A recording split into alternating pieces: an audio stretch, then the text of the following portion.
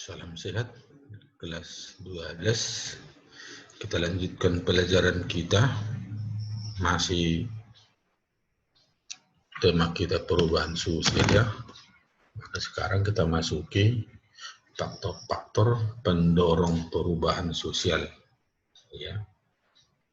Namanya faktor pendorong ya.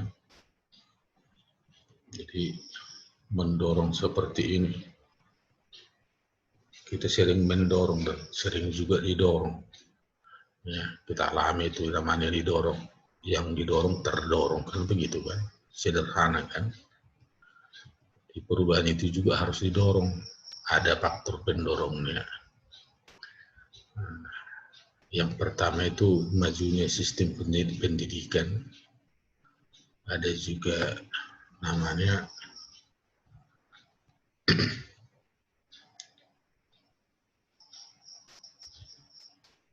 orientasi masa depan, ada kontak dengan kebudayaan lain, ada sikap menghargai karya orang lain, ada juga itu sikap mudah menerima hal-hal yang baru, dan penduduk yang heterogen, dan satu lagi sistem stratifikasi sosial yang terbuka ya. Inilah semua faktor-faktor pendorong perubahan sosial. Jadi kita mulai dari sini dulu. Yang pertama, majunya sistem pendidikan. Maka pendidikan salah satu yang paling top dalam mendorong perubahan sosial itu. Tanpa pendidikan yang semuanya omong kosong. Ini misalnya saya tunjukkan Harvard University. Ini universitas terkemuka di dunia.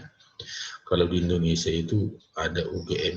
Nah ini hanya saya tulis, saya gambarkan dalam bentuk foto. Mudah-mudahan Anda nanti dapat memilih kemari atau kemari ya, atau dari sini dulu baru kemari, tapi tidak mungkin dari sini baru kemari ya. Nah, jadi pendidikan yang maju di dunia, yang pertama itu Finlandia, inilah nomor 1, ada nomor 2 dan seterusnya. Inilah. Maka semakin maju pendidikan, negara itu pun pasti terdorong, pasti semakin maju. Ya. Yang kedua, orientasi masa depan. Maka kita melihat ke masa depan yang tujuannya supaya berubah, tidak melihat ke belakang. Ya. Orientasi masa lampau yang benar adalah orientasi pada masa depan. Jadi masa depan sangat menentukan. Kapan kita mulai itu? Ya sejak sekarang. Nah, kita harus melihat ke masa depan demi cita-citamu. Jadi masa depanmu adalah hari ini. Apa yang kau lakukan hari ini, itulah demi masa depanmu. Ya. Dengan demikian akan terjadi perubahan pada dirimu. Begitu juga suatu kelompok, begitu juga pada suatu negara. Harus orientasinya ke masa yang akan datang. Karena perjalanan masih panjang ke depan. Yang ketiga, kontak dengan kebudayaan lain. Artinya bahwa setiap kelompok, setiap individu, setiap negara harus mengikat hubungan dengan negara lain. Ya. Ada kerja sama bilateral, ada multilateral, ada kerjasama internasional. Ya. Jadi tanpa itu kemajuan tak mungkin dapat dicapai.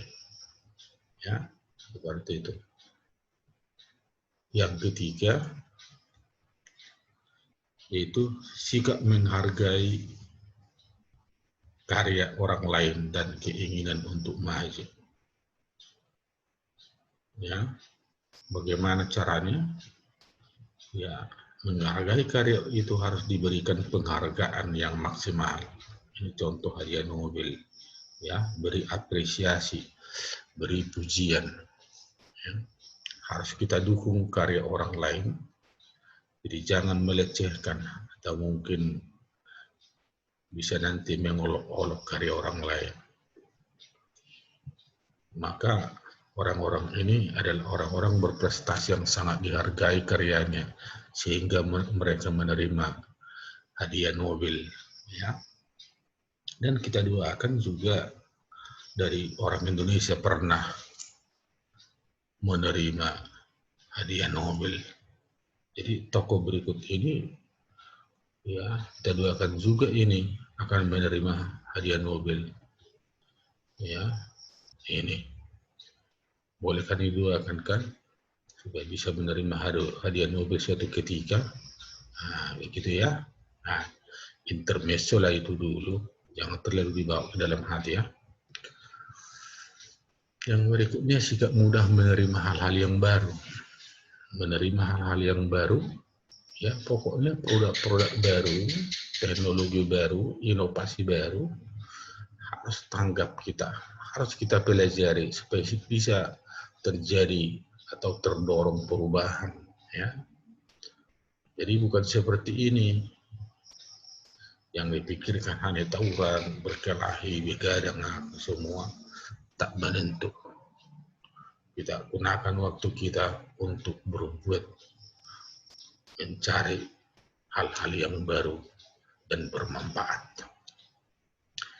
Kemudian penduduk yang heterogen, ya, keberagaman penduduk itu sangat menentukan juga perubahan.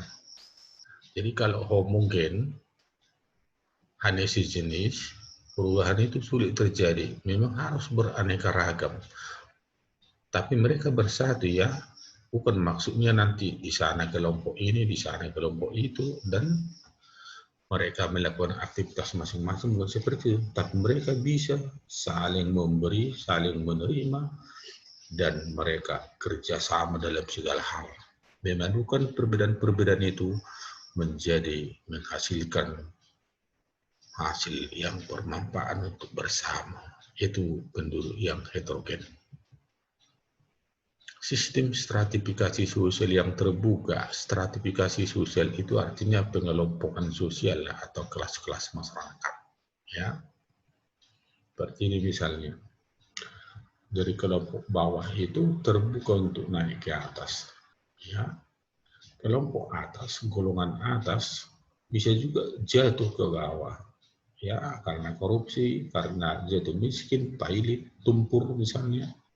Ya, dari tengah-tengah di sini, ya bisa juga dia ke atas atau ke bawah. Namanya terbuka. Bahwa masyarakat itu memungkinkan untuk kaya raya, memungkinkan untuk miskin semiskin-miskinnya, dan sebaliknya. Itu namanya sosial terbuka. Jadi kalau tertutup, dari lahir miskin, selama-lamanya miskin, sampai tua, sampai mati miskin.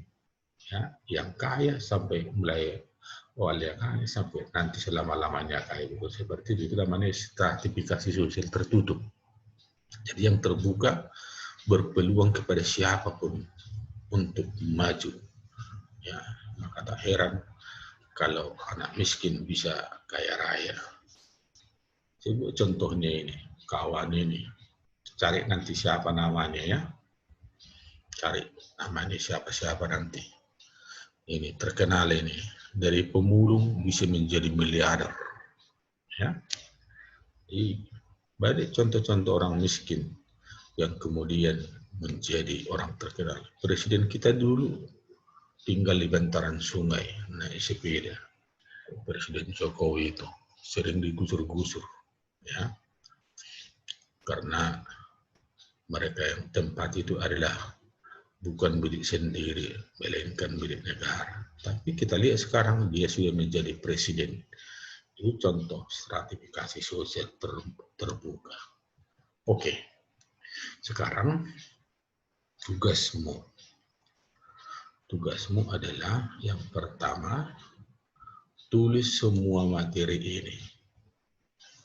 Ya, ini judulnya. Baru buat ini, buat keterangannya, keterangan.